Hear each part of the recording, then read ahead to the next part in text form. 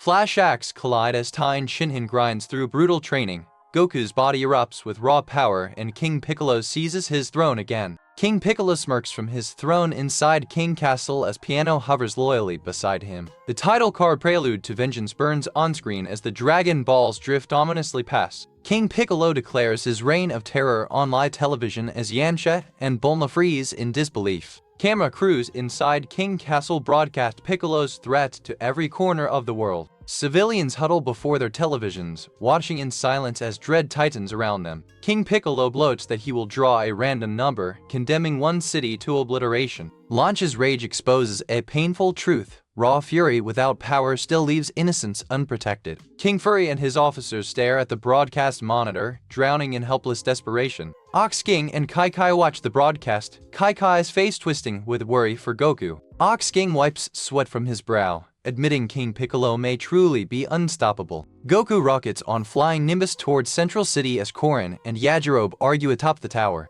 Yajirobe grumbles about hunger while Korin grins knowingly, sensing a lesson to teach. Korin dares Yajirobe to leap onto flying Nimbus, testing if his heart is pure. Yajirobe lunges onto flying Nimbus and plunges straight through the cloud in failure. Yajirobe's plunge through Nimbus proves instinct alone can never fake a pure heart. Yooper rushes to check on Yajirobe, who groans in pain on the ground. Tien Shinhan soars through the sky in his airship, resolved to stop King Piccolo. King Piccolo thrusts his hand into the box Piano holds, ready to draw the target. King Piccolo yanks out slip number 29, sealing West City for total destruction. Bulma, Yamcha, Oolong, and Puar recoil in horror as Dr. Brief realizes West City is doomed. Tien Shinhan receives an urgent transmission from Bulma, pleading for him to hurry. Mass panic erupts across West City as citizens sprint through gridlocked streets, desperate to escape. West City's gridlock reveals a deeper terror. No army can save civilians paralyzed by their own panic. Inside Capsule Corporation, Dr. Brief tears through supplies,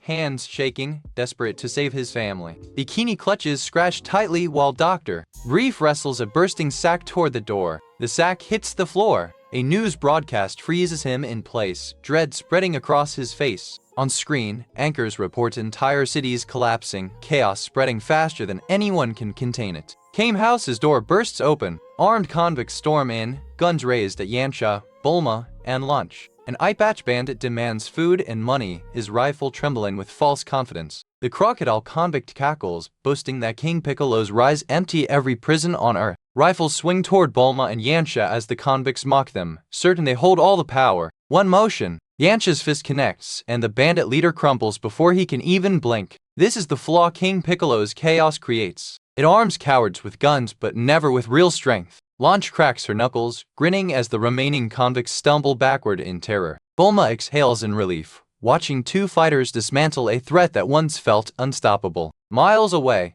Tien Shinhan grips the controls tighter as his airship tears toward King Castle. King Piccolo waits outside his fortress, restless, hungry for the destruction he is about to unleash. Piano wheels the airship forward, preparing his master's departure toward the doomed Sector 29. King Piccolo grins, savoring the image of West City reduced to smoke and silence. Radar blips. Tien's airship descends, landing hard on the scorched grounds of King Castle. Tien leaps out, boots striking stone, standing alone before the Demon King's domain. A flash act flickers, Tien straining, his body screaming as he forces the Evil Containment Wave into shape. Tien squares up to King Piccolo, jaw clenched, refusing to show the fear underneath. He carries a technique that could end this war, but only if his body survives casting it. King Piccolo looks down at him, lips curling into a smirk of pure contempt. Tien's eyes narrow. Silently, he begins gathering the energy for the Mafuba strike. King Piccolo waves him off, deeming Tien beneath his own hands, and opens his jaw wide. A massive egg erupts from his throat, slamming onto the lawn as Tien stares in horror. The shell splits apart, and Drum rises, towering, green, muscled, built purely to destroy. King Piccolo does not fear strong opponents. He simply grows them the moment one appears. King Piccolo names him Drum and sends him at Tien, while Goku races across the sky on Nimbus. Scratch the cat, Dr. Brief's pet scene fleeing West City is never actually named in the original manga. If you enjoyed this recap, we are currently on episode 118 of our full Dragon Ball marathon, navigating the intense challenges of the King Piccolo saga. Hit like and subscribe so you do not miss how Goku conquers this arc and continues his journey. Share this with a friend and let us know in the comments what has been your favorite moment of the King Piccolo saga so far.